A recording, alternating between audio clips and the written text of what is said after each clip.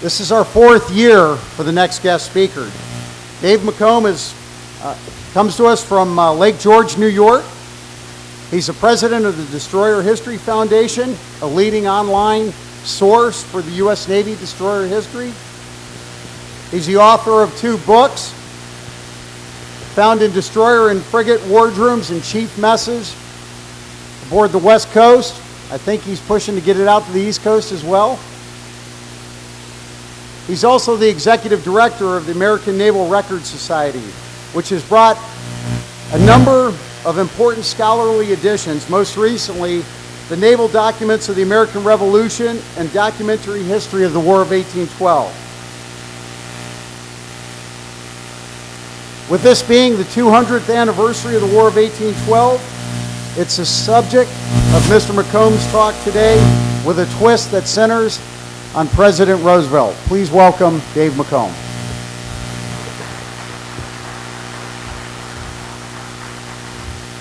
Thank you.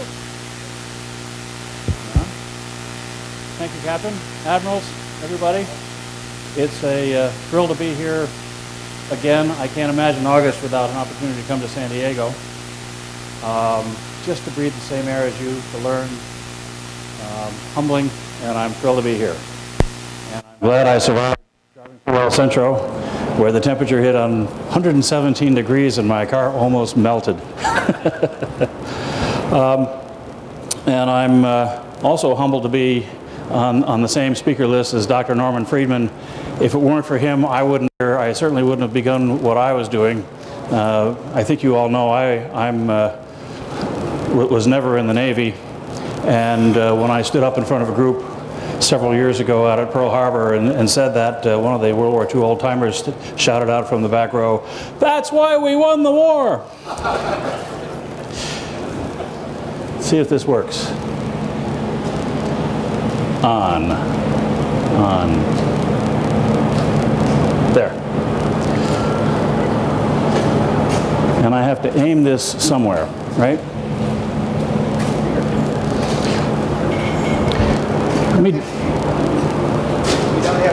Okay. So, I begin with a question. Who won the War of 1812? Who here thinks they know? Good for you. I was in London 3 months ago delivering a paper where I ran into this gentleman, a fellow named Andrew Lambert, a professor at King's College who has just come out with a book which is absolutely scathing about any pretense that the United States could possibly have won the War of 1812. How could this be? He edited the recent edition of a book by a British lawyer turned historian named William James, who came over, had a bad experience with American immigration on his way to Canada, discovered great inaccuracies in what he perceived to be the American view of the War of 1812, and set out to write the first supposedly scholarly account of the conduct of the war. Lambert's view of this is that it was a stark, precise analysis of gun tools and manpower, which confounded all the bluster about fair and equal combat, which he found when he came to the United States. In fact, the Royal Navy captured 3 of our frigates, and he went out and measured them. HMS President, the former USS President, and he saw this as such an embarrassment that there has not been a USS President since. And he found that HMS President was fundamentally bigger, stronger, more powerful than the ships that it was up against. So how could we claim that the naval contests which form our understanding of the history of the War of 1812 were remotely equal?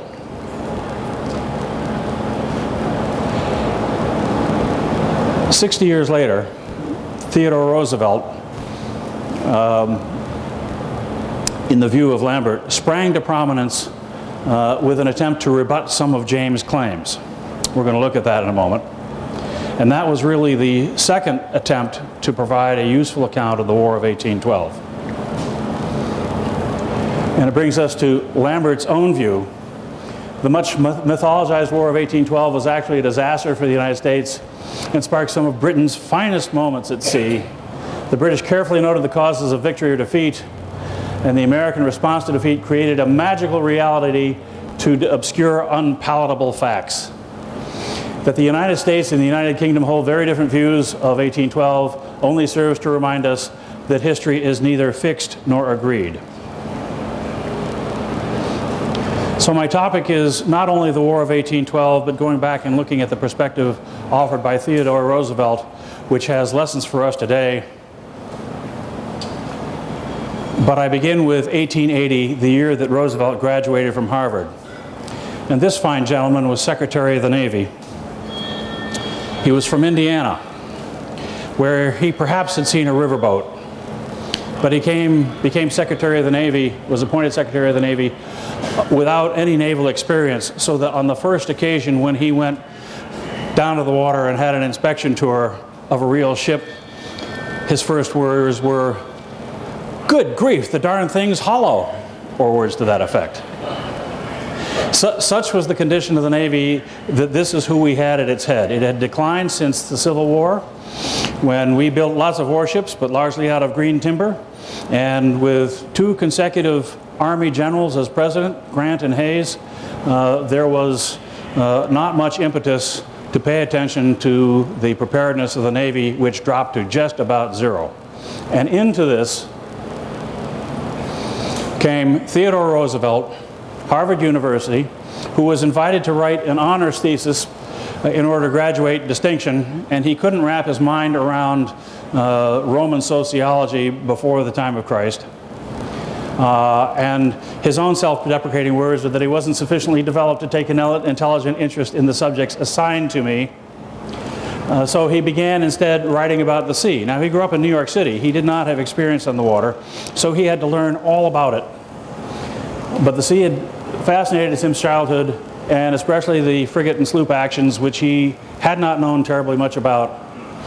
But he found this much more within my grasp, and with my feet firmly planted in a dull and totally idea-proof existence, he embarked on writing a book, which he finished on his honeymoon. And my wife tells me, so what was he doing on his honeymoon such that he thought this was the proper way to spend his time? Turns out the answer is that he went to England to do research. His theme was preparedness. The theme of my talk really is preparedness, and I hope it fits with what else you're going to hear, and I know that it fits with what you've just heard. Preparedness in a changing world. And he began by saying that our Navy in 1812 was the exact reverse of what it is now. We had few ships, but very good ones. Whereas by 1880, we had a lot of ships, none of which could stand up to war at sea. And then he went on to say that it is too much to hope that our political short-sightedness will ever enable us to have a Navy that is first class in point of size. Reviewers, beginning with the New York Times, praised the book for its scholarship and style.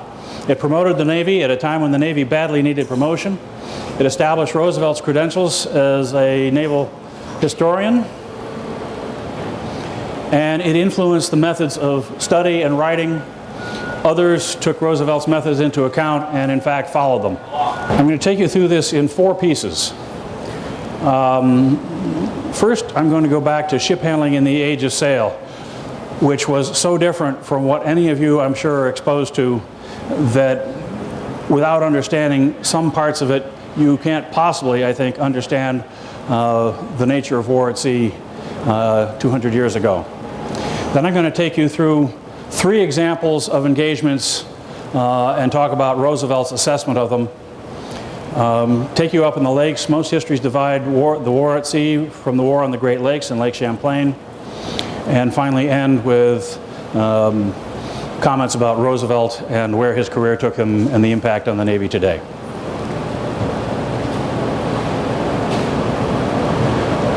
Here's the Constitution. If you look at it hard, you see a nice ship twirling around Boston Harbor, changing sides every year. When I look at it, I see a lot of shrouds. One shot could do a lot of damage to the rigging.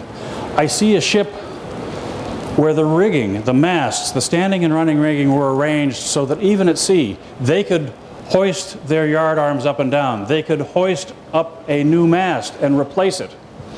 The sails were more important than the rudder, which was a small, unbalanced thing back aft. In fact, if you were at sea and had a choice of which you would like the enemy to shoot away, your rudder or your sails, you would much prefer the rudder because the sails were what you maneuvered with. And particularly the jibs forward did less in the way of propelling the ship than in balancing the helm.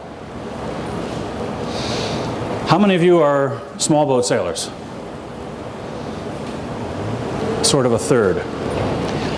In any sailboat, of course, you can't go straight upwind, straight into the wind. A square rig ship could only go within about 6 points of the wind, six points out of 32 in an entire compass. So it would not be as weatherly as any sailboat you'd see out here on San Diego Bay. Within that circle, you could maneuver to your satisfaction, but anybody to windward of you had an advantage in that they could choose when to go into battle and you had to wait for them. In order to tack, so that you could pass through head to wind and take the wind in the opposite direction, luffing a sailing ship into the wind required, again, cocking the yard arms until the ship finally fell off into the opposite tack, making a lot of leeway. And if you came back onto the same tack, again you made a lot of leeway, so the gain was not all that great. An alternative was what they call wearing ship, where you turned in what a modern sailor would refer to as a jibe. You didn't have much to jibe with a square rigger, and you could fall off on the opposite tack, but if you wanted to maintain your piston, you did not gain much going to weather. So it was easier to do, but much less gain.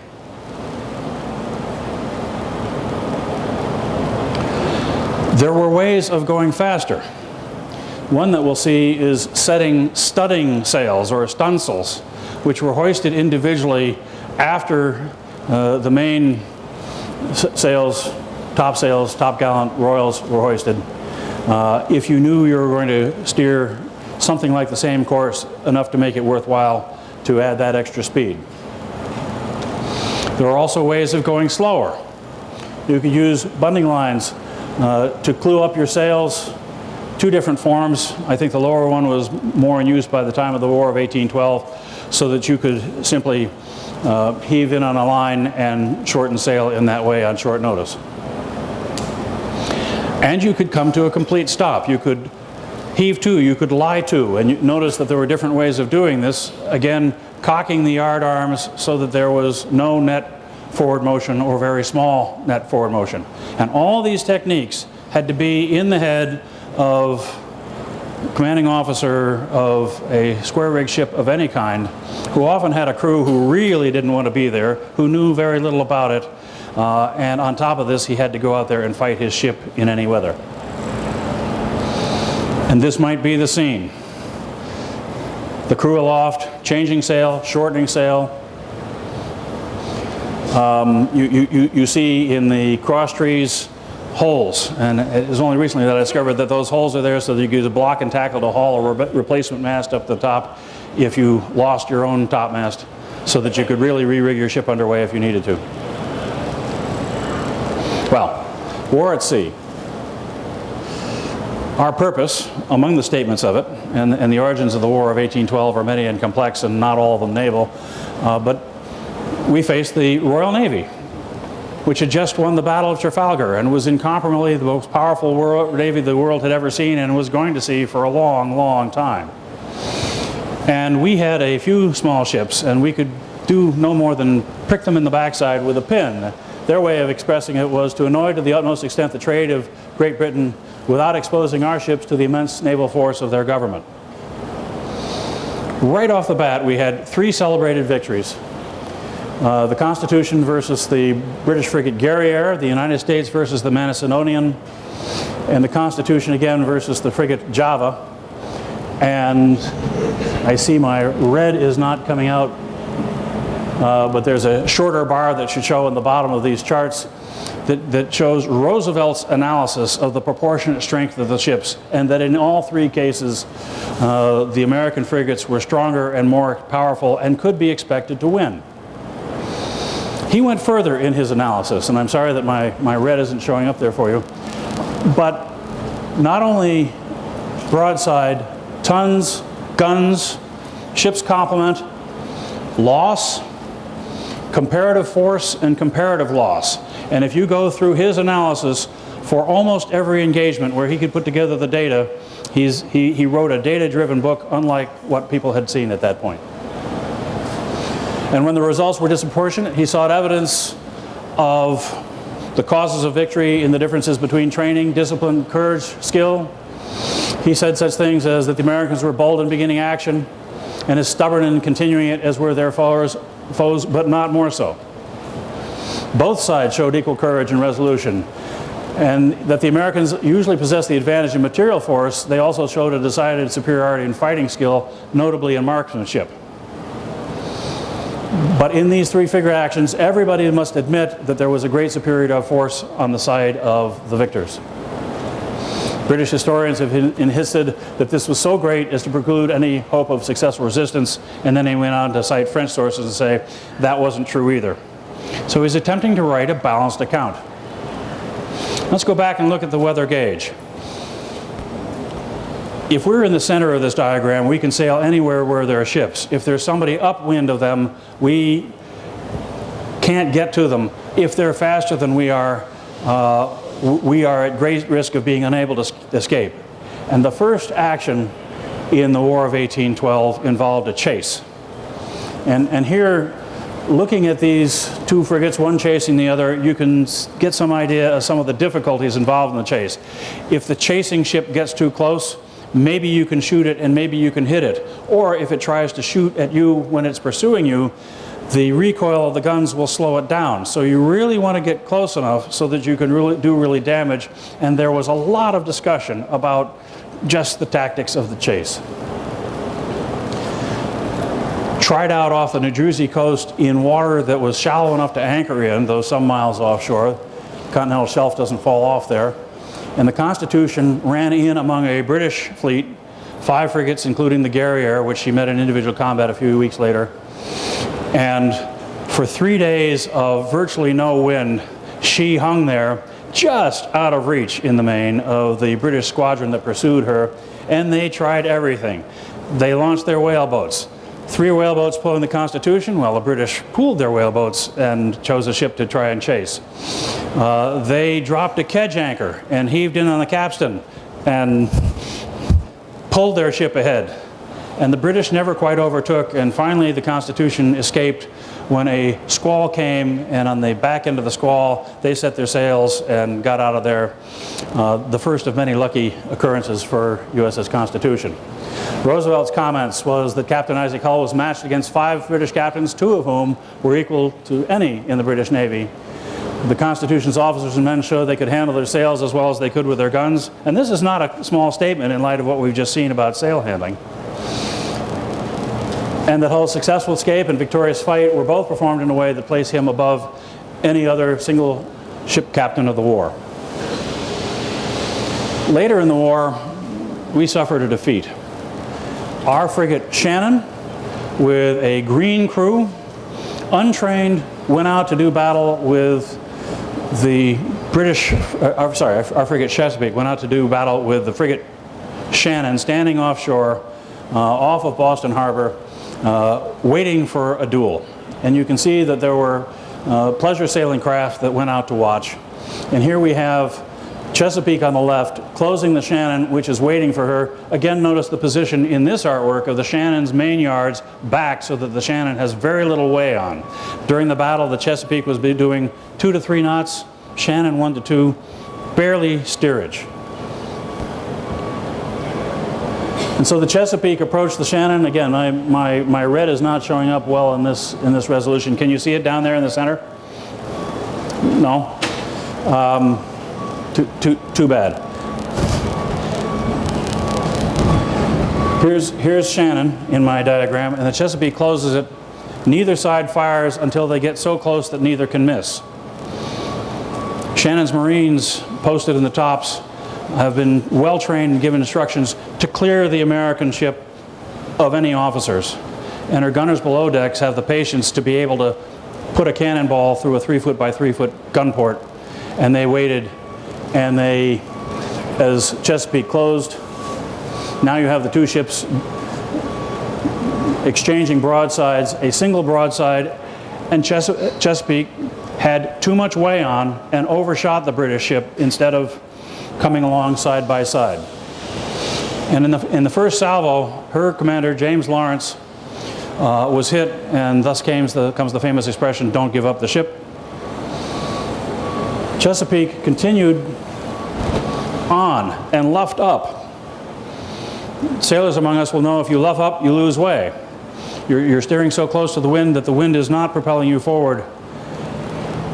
She luffed up, lost way, and was at the mercy of the Shannon, and eventually backed down so that her stern came into contact with the Shannon. The two ships were lashed together, and the Shannon took the Chesapeake and steamed proudly into Halifax Harbor with the Chesapeake as a prize. Roosevelt comments that the Chesapeake was thoroughly beaten in spite of what some American authors have said to the contrary, that Captain Lawrence was buried with military honors. Captain Broke of the Shannon was made a baronet very deservedly. And Shannon's victory was not in the slightest degree attributed to accident. Training and discipline won the day. Well, in 1813, the Royal Navy has awakened. We're a little farther from Trafalgar. Napoleon is no longer quite the threat, and the Royal Navy frees up ships to come and blockade the east coast of the United States, having the effect of bottling up our remaining frigates, which can't get to sea.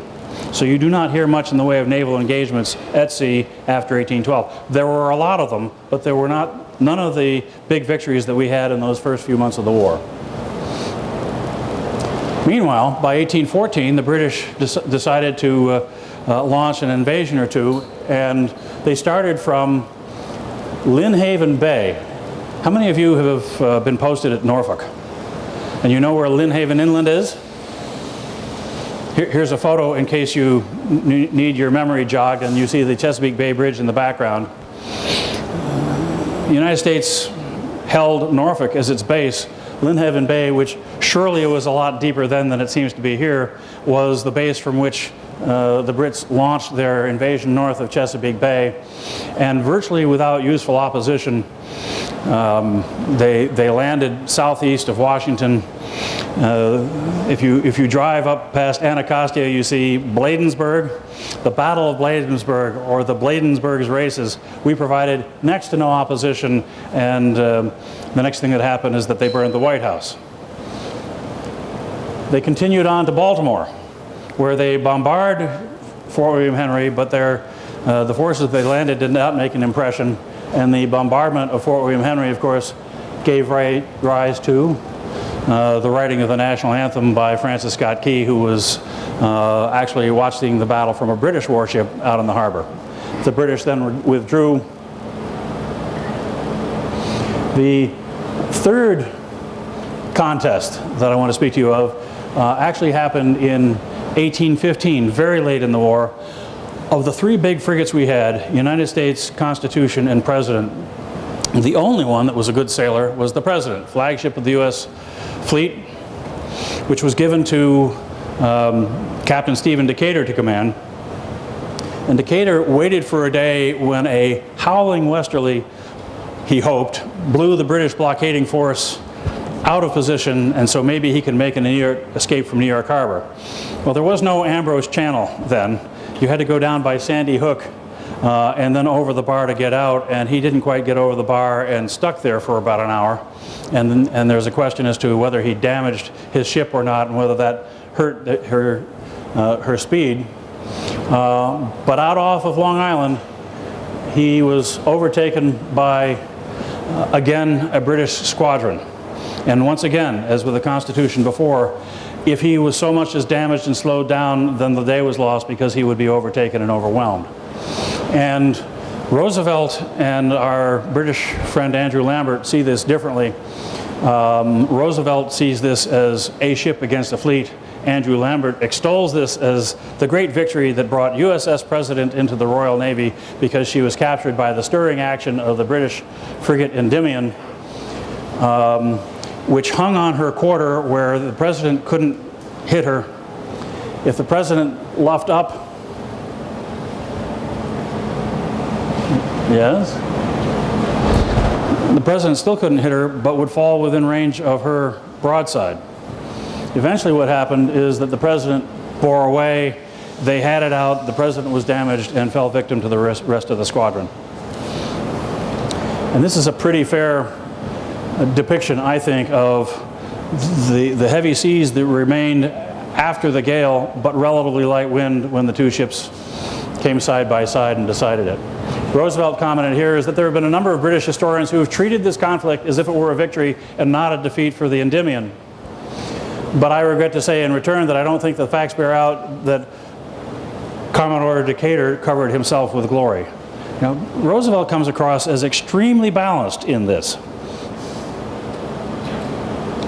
Well, looking at the war on the lakes, there were also threats from Canada. On Lake Erie, there was no important, Lake Ontario, there was no important battle. On Lake Erie, there was. And here we have Oliver Hazard Perry of Fig 7 fame, taking on a British squadron north of Sandusky in what was a melee in really light air. Perry's flagship was named the Lawrence, and he adopted Captain Lawrence's motto, "Don't give up the ship." And he got out of Put-in Bay, and only the Lawrence went into action against the British forces and was pretty well defeated. So Perry climbed into a whaleboat and was rowed over to the Niagara, his other ship of equal strength, and resumed the battle and defeated the British. Roosevelt's comment, the victory on Lake Erie is important, but the glory has been estimated at more than it's worth. Again, very sanguine view.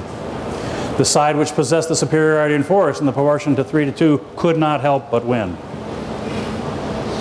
There is nonetheless a monument out there at Put-in Bay on Lake Erie that you can see for miles.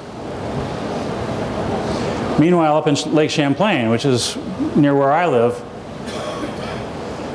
you can see Lake Champlain is in a valley between two mountains, and so if the British are going to invade to the south, they're going to come down the natural transportation route. They did that in the Revolution, which ended up in the Battle of Saratoga. Here they were, of course, going to try it again because there was no other useful route. And they came around and went around. This is a nautical chart of Plattsburgh Bay today. Came around Cumberland Head, where the American ships were waiting for them, anchored with spring lines, well prepared, not superior, having been built in the nick of time by Master Commandant Thomas McDonough, who took them on and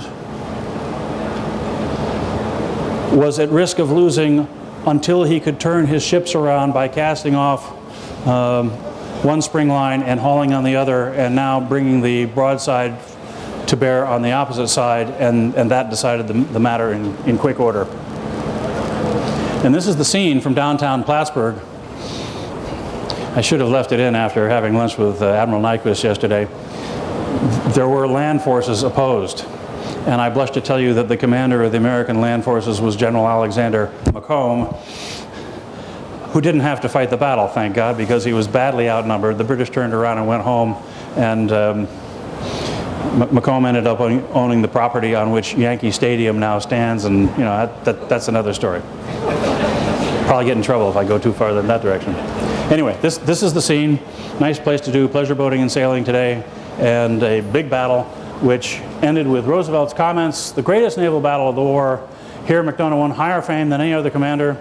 It was solely to his foresight and resource that we won the victory down to the time of the Civil War. He's the greatest figure in our naval history, thought Roosevelt.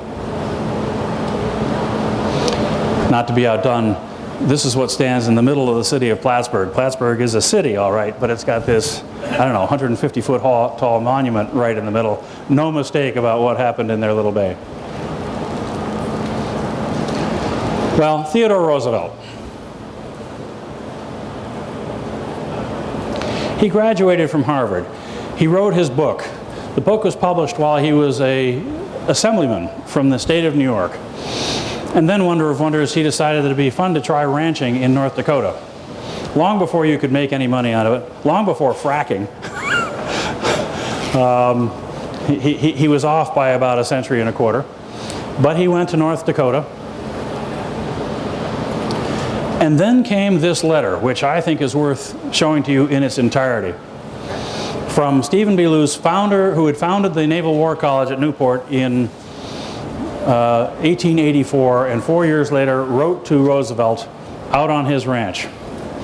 Dear sir, I bet you'll excuse my addressing you on the subject of your admirable work on 1804. I have been so struck with its impartiality and the care with which you've sought information from original sources that there's no question in my mind the work must be accepted as the very highest authority we have on the subject. We're now giving some attention to the subject of naval history, or what may be called a philosophical study of it, and on the part relating to the War of 1812, your book must be our textbook. And I love the last paragraph. It shows the humility and the infancy of the Naval War College. May we not hope that the study you've given to the early history of the Navy will lead you to take some interest in a naval institution now struggling through the ills of infancy. Luce founded the War College on Coasters Harbor Island in what had been an asylum in 1884. Captain Alfred Thayer Mahan, or as my friends from World War II who knew USS Mahan correct me, some say Man, take your pick. What's the pronunciation of the current DDG? Mahan, right? We'll use Mahan so you know what we're talking about. Relieved Luce as president of the War College, and Roosevelt responded and did go deliver the lecture. Unfortunately, the Naval War College does not have the text of the lecture, but he went to the War College to lecture about the War of 1812, and his theme was, no surprise from what we've seen, preparedness. The same year, Navy regulations suddenly required every ship to carry a copy of Roosevelt's book in its library. 2 years later, Mahan, who of course got to know Roosevelt through this, published the first title from a series of lectures that he entitled The Instruments of Sea Power Upon History, which became the most influential books of their day, which one could summarize by saying trade is the source of national power and stable trade requires a strong navy. And who reviewed it for Atlantic Monthly but Roosevelt? From 1889 to 97, Roosevelt became a civil service commissioner. He held that post for 5 years. Then he became New York City Commissioner of Police for a year. And then in 1897, he was appointed as Assistant Secretary of the Navy to keep him out of trouble. There are hints. And he came back to the War College and delivered a speech on the text given to him by Washington, that to be prepared for war is the most effectual means to promote peace. That does exist. That talk is the high side of 6,000 words. Brevity was not important to them in those days. This must have taken some time. I also know from the Harrishoff yard that on 3 occasions, U.S. torpedo boats, Cushing and 2 others, stopped off at Roosevelt's house on Long Island and drove him to Newport for these events. So he was doing very well and deeply involved in the Navy, and there he is on the steps of the War College, which are still there today with the officers.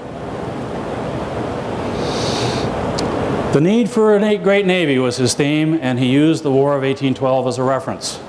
In the War of 1812, the struggle was due solely to the fact that we were not prepared to face an attack upon our honor and interest.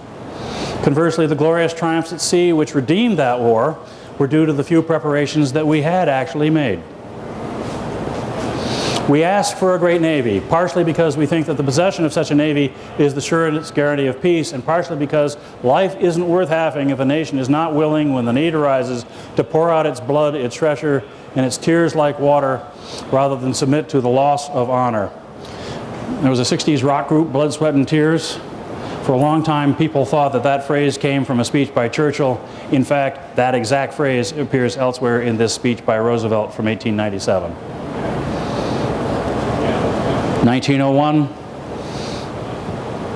well, he abandoned his position as Assistant Secretary of the Navy when the Spanish-American War broke out, which he cultivated, and he went off and commanded the Rough Riders, for which he was awarded the Medal of Honor in 2001. Then he became governor of New York State, and quickly was elected vice president on the ticket with William McKinley, who was promptly shot. So by 1901, Roosevelt was president of the United States. And by 1907, the Great White Fleet took off on its worldwide cruise, returned just before the end of Roosevelt's term, and the vision that he had had 20 years earlier as a college student was realized. Roosevelt lived to be only 60. In the 21 years in the middle of his life, he went from college student to president and brought the United States Navy into a position as a world power, about which there had been no idea when he began. He was brilliant. He could read 3 books a night, I've seen, and remember them and quote them years later. He wrote 35 books in his time. He was an amazing individual, and the Navy that we see outside the tent here owes much to Theodore Roosevelt, and that owes much to his study of the War of 1812. Thank you.